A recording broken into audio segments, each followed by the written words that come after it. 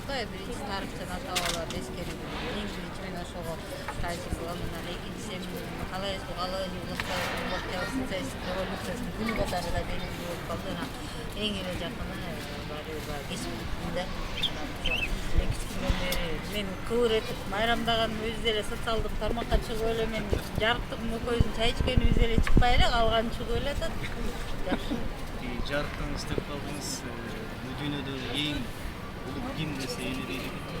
Бул дүйнөдө ким улук десе эне дейт экен. Жарыктыңыз болсун өмүр калайбыз. Анан мына артта куржунду көрүп атпайбыз.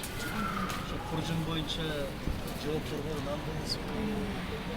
Ушул күндөрү баштасаң ооба, бул куржундун тарыхы биздин кыргыз коомчулугуна белгилүү. Бул кайтып келди. Муну сиз келгенче Элнура Кулуева айтып берди эле. Муну биз Кудай буюрса жаш кесиптештерге, студенттерге ушуну берип, ушул демилгени улантабыз деп турабыз. Ал эми жооптордун ичинен мисалы социалдык маселе чечилип жооп берилгендер болду.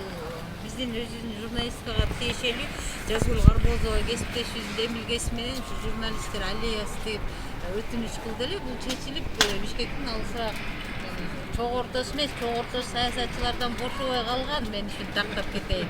Журналисттерге Бишкектин четирээк районунан аллеяга жер бөлдү да.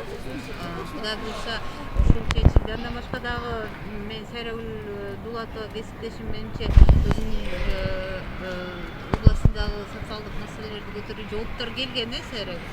Баарына эмес, бирок жооптор болду. Эми мен сиздей болгон адамга суроом жок.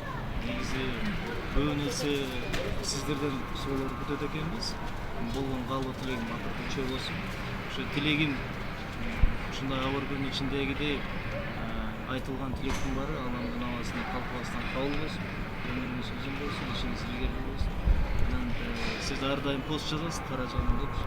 Андыктан ошо энекеңиз ошо кесиптештериңиз мына кечээ эле мен учурдан пайдаланып айтат элем. Чынары кызыбызды жоготтук. Өтө чоң жоготуу болду. Менден да интервью алып калган учурлар болду. Ушундай жоготуулар аз болсун.